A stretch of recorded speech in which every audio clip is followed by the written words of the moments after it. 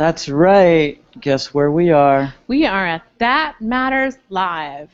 Coming to you live from the Impact Hub in NYC. This is like the coolest place ever. It is. We need so a little, nice. we got a little echo in there. Can you guys I love it. put one of your One headphones of the in? cool parts about what we've got happening here is we have like all these different organizations here at the Impact Hub in New York City, and then all these other organizations all around the globe who are part of other Impact Hubs. Yes, it's pretty cool. There's 7,000 people involved in this, and this is like the first one ever in New York. They're actually in Vienna, Austria. I mean, like they're all over the world, and I think there's one in London. I mean, they're everywhere. And so now we have no echo. How lovely. Anyway, I'm Monica Mitchell, and this is That Matters Live, and we are a show about entrepreneurs and innovators who are changing the world every single day through what they do. And you know something? This guy over here is my buddy and my co-host, Shane Snipes. He's kind of cool. I'm not going to praise him too much because of his swelled head and all that stuff. But aside from being a Fulbright scholar, having an MBA, being the former CTO of the Environmental Defense Fund, and like creating this super popular like eco road trip, I think he had 150,000 people watching him, viewers. That's more than we have. We only have 100,000 now. We're just over 100,000. But you know what? That's what happens when you wander around the country in a car for 8 months. Well, he was in a Prius. I thought you were on a bike. I'm a little disappointed that you didn't go by bike to 48 states. I mean, it might have taken you a little longer, but why don't you do that or jog? I mean, talk about using like sustainability. My name's not Forrest. Forrest Gump, yes. That's true. I got that joke. That's pretty funny. Okay. So, like, Shane, he's like, okay. You know, Well, like, Monica, aside from that, he hasn't done so Monica, much. I always love to give you a nice props because one of the things you've done for New York City is you've created one of the premier platforms for social innovation and actually getting the news out about what's happening with social innovation, and specifically how these companies are helping transform social issues into usable services, usable products, and I just because New York is my hood. Loving you. And you got to get that. Yes. What is that Boston hat you can doing check on the table? You can check her out. Totally. At good-b.com. No. Totally. Yes. And I also, we also deliver news about Boston, but we don't want it on the table while we're doing the show. Oh, Look, come on. A New York map. There we go. This is New York Yankees, Boston Red Sox. No. All right, we love Boston, but like, excuse me, this is the coolest city in the world, New York, and we are here. It's true. It's true. And you know why it's true? Because aside from the fact that it's just true, it's because this is actually where capitalism started. I happen to be a history buff. I happen to be a financial history buff, an American. Right. And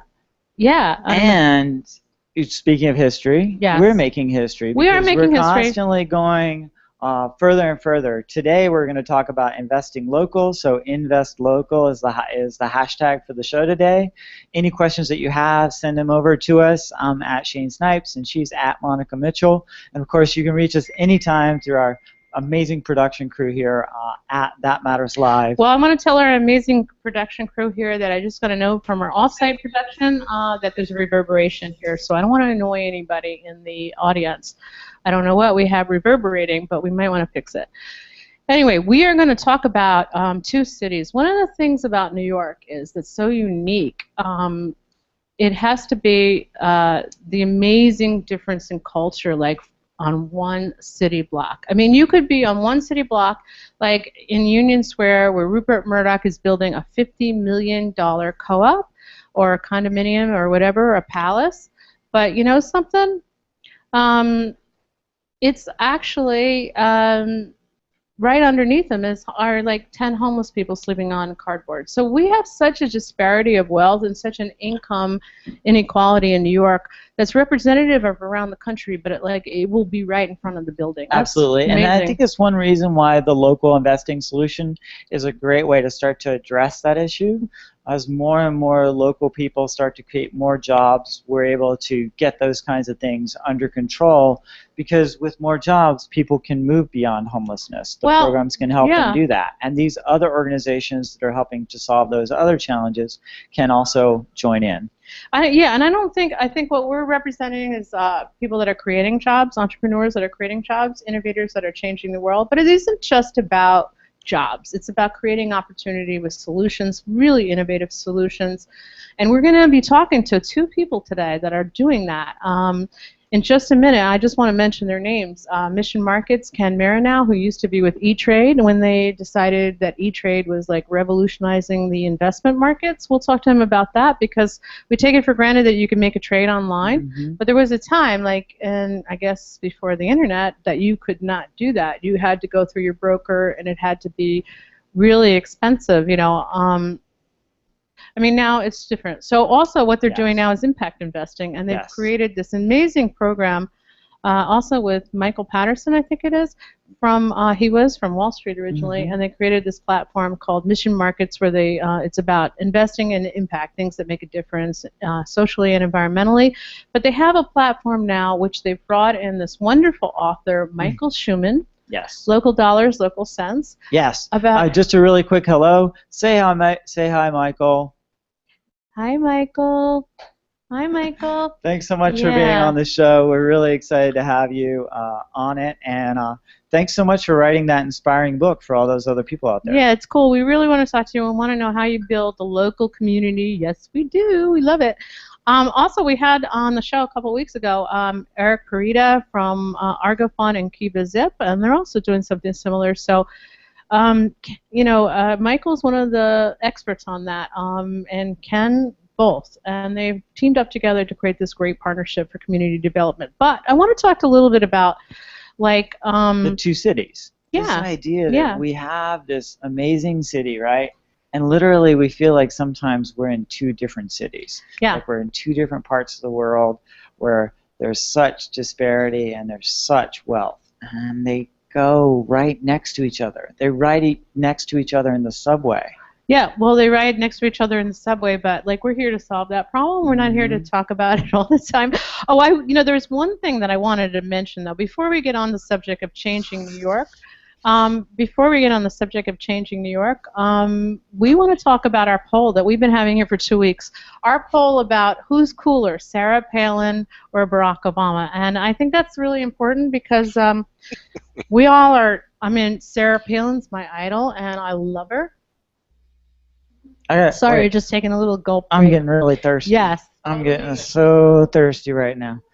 Oh, my God. Yes, big gulp break. Michael, if you're hearing us and you want a little bit of that gulp, let us know.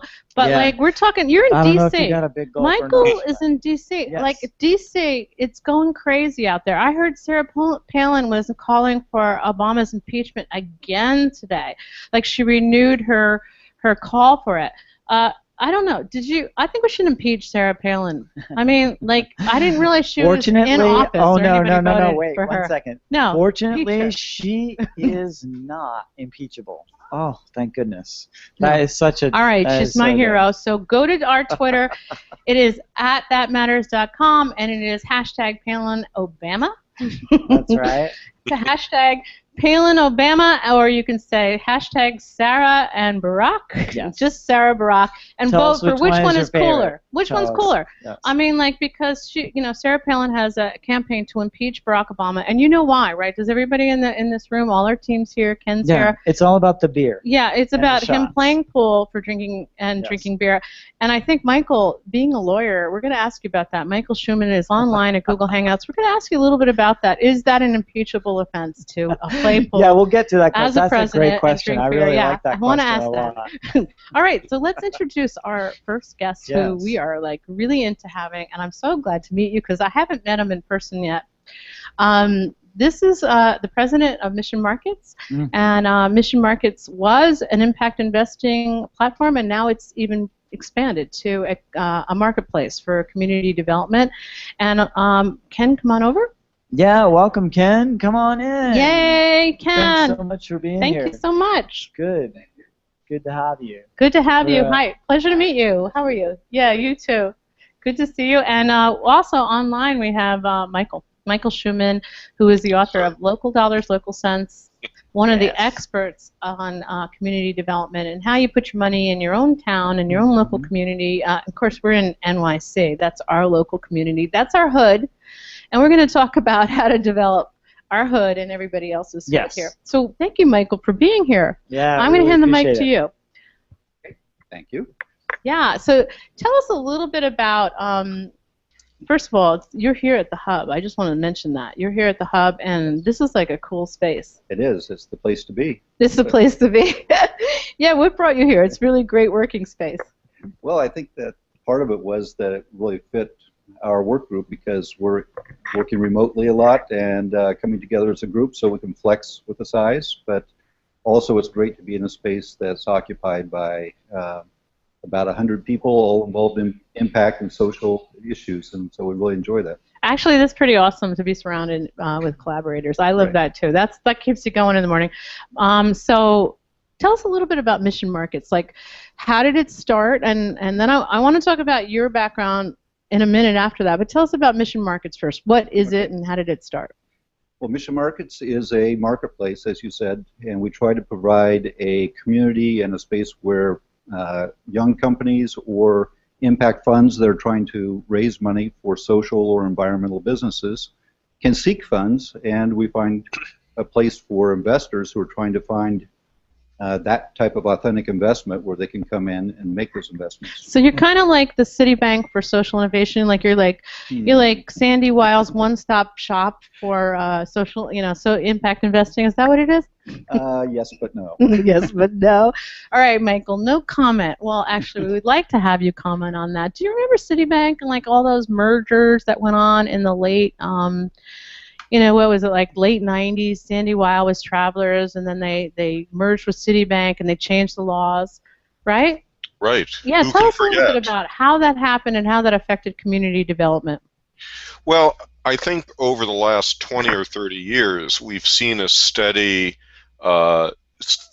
thinning of the herd of both banks and credit unions. And it's been an odd development because it really is not driven by efficiency. I mean, there's been a number of studies by everyone from the Federal Reserve to the Consumers Union, and they basically show that bigger banks have higher overheads. They have they charge more on regular savings accounts and checking accounts. They pay less interest. And so if people were responding strictly rationally, they would be moving to more community-oriented banks. But we've given banks permission, in part through the Community Reinvestment Act in the 1970s, to do lots of mergers. And those mergers have led to an incredible system of bankassurance. And, for all of the hand-wringing in Dodd-Frank about too big to fail, they're now even bigger and even more likely. Yeah, and for me, so Michael, one of the things that I appreciate about what you're saying is, where you're talking about too big to fail, it feels like to me there's still really a hard time for those local banks. Maybe it's a scale thing, or maybe it's that certain customers don't feel comfortable with the local side of it. How do you grow that? Well, I think the way that you grow it is that as a provider of local banking or local investment services, you have to kind of up your game. And I think some of the better local banks, some of the better credit unions really are upping their game. You have to deliver the best service, online banking, and you can do that. Right. But here, at the end of the day, there's one big difference between a local bank and the global banks. Local banks, by definition, invest locally. The global banks move money around from place to place wherever it delivers the highest rate of return. So if you're a community and you want the jobs and the so-called economic multiplier benefits that come through community reinvestment, you ought to be doing your banking at a local bank. That's great. No, I wanna talk about that because I love that you said that, Michael. But that brings me to Ken. I'm gonna ask a question for Ken because when we were talking about when we first had a conversation on the phone, we were talking about your childhood in Nebraska. So, Michael, you're from Long Island. Like, I know Long Island. Yes. I know it really well. I used to tease my hair just to go there. And I remember Joey Bag of Donuts there. You know, he comes from Massapequa. Yeah, we know it. It's where Billy Joel comes from and Jerry Seinfeld, right? So that's such a great thing. But this man over here represents the red states, I think. You know, it's like the red America, middle America, Ken Marineau. So tell us, like, what that was like growing up in middle America, and like unbelievable, like how you became basically a revolutionary in terms of the economic markets, and how you're trying to change the game now. Okay, well, happy to. That Nebraska is a lot like many of the states. It's got good people. It's a rural state, and actually that sense of community was a lot of what made those states able to survive, but also thrive. And I think that that's one of the pleasant memories of the past is that the banking institution in a town, whether it was First National Bank of Kearney or whether it was the First National Bank of Gibbon, every town had their bank, and it had one branch. Right, right. And I feel like that way of thinking about the world and way of seeing the world, I go and see those parts of the country pretty regularly during the year. And I honestly appreciate the way people relate to each other in those spaces, because there's still a humanity there, right? There's still a sense of what those things are. What are some of the levers that we get to pull now using the web to broaden that human way of investing money? Well, I think it's all about community, and it's about caring for people around you. And communities are a natural geographic affinity, but there are other affinities too, that people that care about organic food, or people that care about health care or education and the environment. And so that's the type of people that are sitting around us here, and they're brought together by a common sense of community. And I think that kind of the lesson from one extreme to the other is how do we have people or enable people to help themselves, to help people within their community. I think it's like community has a broader term now. It has a much bigger meaning. And like right here where we're at the hub, so it's a community of like of social innovators and social entrepreneurs, and likewise uptown at the Center for Social Innovation, and we partner up together with a lot of programs, and then in Brooklyn at the several of the accelerators, the Design and Fashion Accelerator. But what it does is when you have community, it's like you have something to take care of. So the community now online can be like across the country. It doesn't have to be like in your backyard. But then again, it is in your backyard. Well, it is. It's on your desktop. So. Right. It's on your desktop, but I mean, it's the community that we're talking about here with social innovation is around the world. But yet we're all talking about how do we deliver the same sort of quality of life to everybody in the system. And that's what you're doing with Mission Markets, and that's what you're doing, Michael, with the your talks and your books and everything that he's partnering up with you. What is Michael doing with you? Why don't you tell us, because I can't hear him on there. Tell us what Michael's doing with Mission Markets. Wow. No, Michael, please tell us. Michael, I'd love for you to talk to us about what Mission might. How you guys are collaborating together, because I love to get your perspective. I've read some of your book, and I like the way it looks at local money moving. So talk about how that matches up with what Mission Markets is doing. So I'll tell you that for about 10 years, I have been writing articles that ultimately culminated in Local Dollars, Local Cents about why we should be promoting local stock and local stock markets.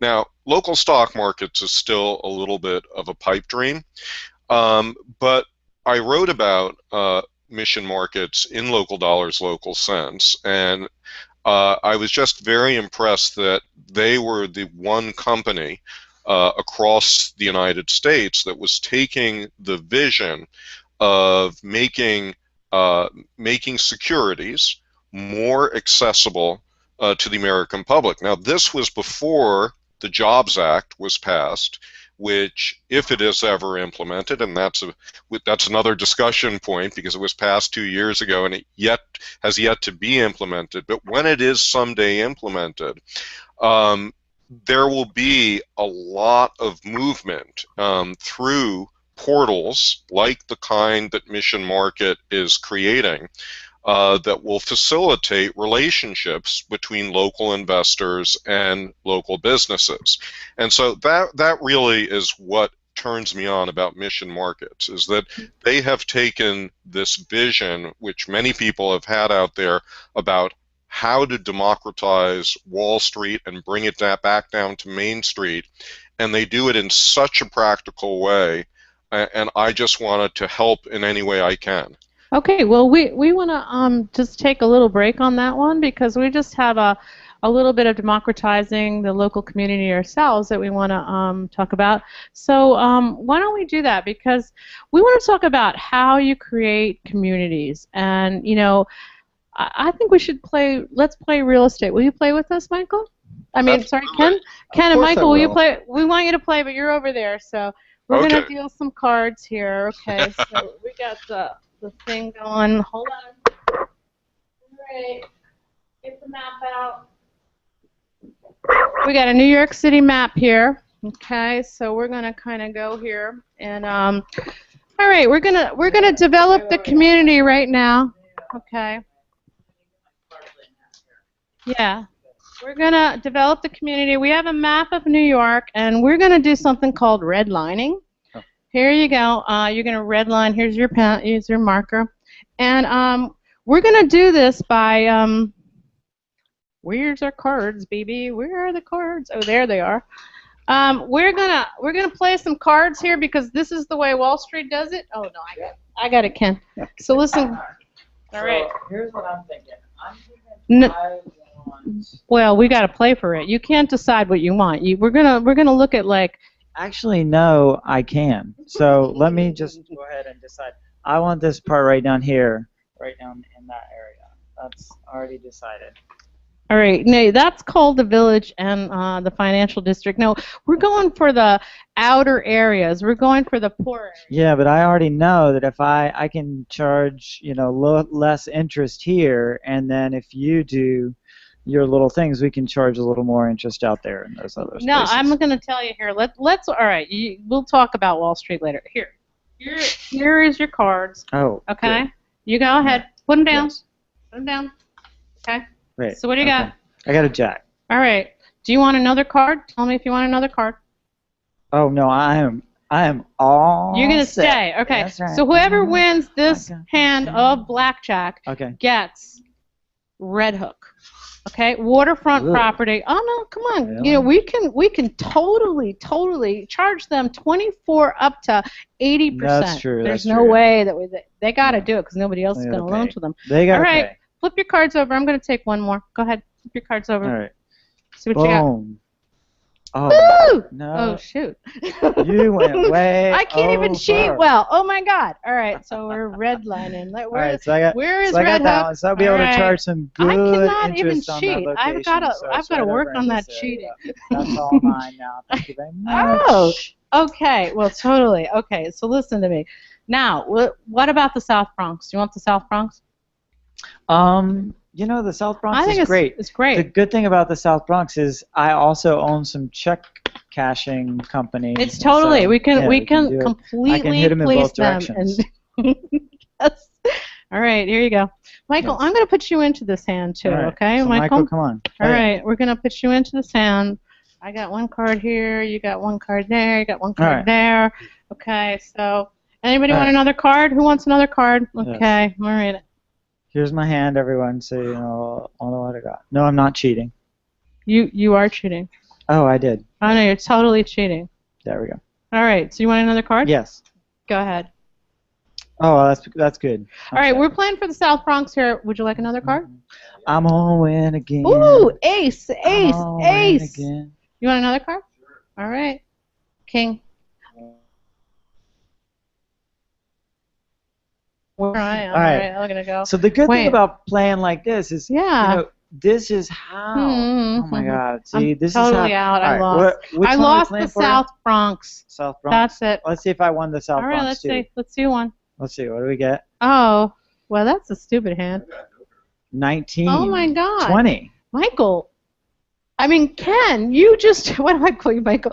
Ken, you like, okay, he's like an old Wall Streeter. That's like he was on an E-Trade. He totally knows I how know to you play. know this game. I know He you knows cheated, how to. but that's the game. Rip your face off. You got the South Bronx. Give us the pen. We're going to put it down. Put it down because we want to know who's got it. All right. All right, so we got that one. You got it. So guys, that's it. Make sure you tweet us, Facebook us, get out there and contact us at shanesnipes.com, at Monica Mitchell, and of course, check these guys out. They're at Mission Markets. I want to have some. No, they have words. at Mission Markets. I want to let people know how people can reach out to them in their social media world. Can we ask in all seriousness, and that is actually not so different from the way it's really played, is it? I mean, you know that, Michael, right? And you know that, too. Tell us a little bit about E-Trade when you were there. Where did you come from? Did you come from the street? Did you come from a regular Wall Street job? No, actually, I was at Eastman Kodak for a long time before going to With E-Trade. Paul McCartney's wife? No, I don't think he was there. She was there. No. Maybe John McCarthy, though. So, anyway. No, it's yeah. So, yeah, after working in traditional Fortune 100 company for a while, then I decided that it would be great to try to join this group that was trying to change the way Wall Street worked, which is how do we find a way to democratize and open up finance to Main Street and not just to the traditional brokers. And through efficiencies and cutting costs and online platforms and so on, that it really did expand the base of investors. And so how did it work? How did E-Trade turn out? It turned out pretty well. Holy cow. Holy cow. That's like, yeah, that startup worked pretty well. Yeah, so that's a good one. So from your perspective, I'd love to hear your take on this emergence of social entrepreneurship. How does it feel different than, let's say, I don't know, starting a nonprofit? Okay. I had an answer until you threw that last part on. I think that what makes this different is that people in the past have either made money through investing, but then they would say, but I want to do something good, and then would turn to philanthropy. And this is really recognizing how do I actually use my investing to do good and not wait till later to do that. So investing with intention or investing with the heart as well as a financial return. I like, it's because of that Midwest accent. Like you could just believe him for like anything, But like Michael, let's get to the New Yorker. Let's get to that Mazzapiqua. You know what I mean? Like Long Island doesn't have the same reputation. So sell us on this. Tell us how we can build prosperity, because that's what you talk about, like investing in your community. We can build prosperity. And you told me when we were on the phone that you were really hopeful. You said that the financial crisis, despite all the horror and devastation economically and people's personal lives and destroying people's families and homes and communities, there's an upside. So what is that upside? Well, I think the upside is that people are looking at another way of doing it. And here's one way of thinking about the financial universe. So we began by talking about banking, okay? So banking is about an $8 trillion universe in the U.S. economy. Securities is over $30 trillion. And so securities are stocks, bonds, mutual funds, pension funds, and insurance funds. That's where people put their long-term investment for education, for retirement, for emergencies. Now, if you look at our economy, half of our economy is local, small or medium scale business. And that's where most of the job growth is. I would argue that that sector is highly competitive. And in fact, there's even some data to suggest that that sector is more profitable than the big business sector. And yet that sector receives almost none of that $30 trillion. So half the economy gets none of the $30 trillion. That is what we might call a market failure. And so really one way of thinking about mission markets is we are fixing that market failure. We are facilitating the transfer of $15 trillion from Wall Street to Main Street to the half of the economy where it really belongs. It's kind of amazing because you know, on top of all that, in the bailouts, like there were trillions of dollars that didn't go to small business and went right up to the top. So they didn't even need it really in some sense. But you know, it's really great what you're talking about. It's really great what you're doing. And in all seriousness, we've just redlined the South Bronx and Red Hook. We'll take good care of them. We promise. We'll just move the just don't redline Massapequa. I was gonna say I was gonna take some of Long Island. Yeah, we're gonna move them to Massapequa, hey. Right? Which is quite nice, isn't it? So listen, we're gonna take a little big gulp. I want to take a poll with you guys before we sign off, because we love you both. Really, he's a gentleman. We can see that. You're a Stanford lawyer and an economist. Like, we feel very, very. Are you a lawyer too, Ken? All right, good. I'm sorry. I just wanted to make sure who I was sitting next to, because you know he had the cards there before. Okay. Oh so my since God, you're I'm so thirsty. I think it's because I'm still counting these votes from Afghanistan. Well, we are counting votes from Afghanistan. Just in case you guys didn't know that, John Kerry himself and President Obama asked us to count them. We're up to 2.5 million now. We're going to be going for another few weeks. It'll be a while. And we've had a lot of write-ins for Sarah Palin. We just toss them on the floor. We don't even look at them. But we want to know, if from both of you, a really serious question. Now that Sarah is trying to impeach President Obama, who is cooler? Ken, tell me, from Nebraska, you're a middle America kind of guy. You know, she's supposed to be a middle American kind of gal. Who is cooler, Sarah Palin or Barack Obama? Barack Obama. He's got the song. All right. Nice. What is it? What is it about him? Because he holds a pool cue? I mean, what do you think? And Michael, what do you think? Well, so honestly, I became a Sarah Palin fan when she turned up on Saturday Night Live to do the Moose Dance. And once she did that, I knew she was not unimpeachable, but non-impeachable. So you're saying she's cooler. That's what you're saying?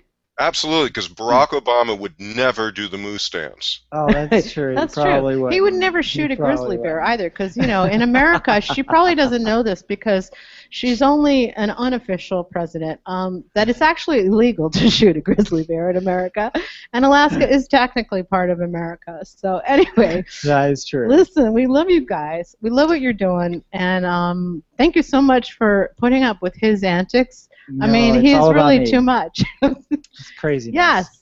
And Michael, I hope to see you in the HUD, you know, on the beach, around the town, and Massapequa. Do you go to Jones Beach or anything? Yes. You know, sooner or later, I come around. So I'll let you know. All right. Awesome. Good. Yes. Thanks again, everyone. We really appreciate it. Check us out at thatmatterslive.com. Thank you. And missionmarkets.com. They have a fantastic website too, and there's tons of information that you guys can discover about them in that space. So we look forward to, the next show. The next show. But just so you know, if you're an entrepreneur, go to their site, because you can find investing there if you're actually out post-revenue. If you're an investor, you can find something to believe in and to really inspire you. So thank you so much for being here. And all joking aside, we love what you're doing, both of you. And our next show is going to be on education and alternative education. We've got this really cool guy, Dax Devlin Ross, who's doing the After School All-Stars. And he uses technology to educate kids in his program, and we'll tell you about that. But thank you, Michael. See you. Okay. Bye. Thanks, everyone. Hope we see you in person next time. Okay. Okay.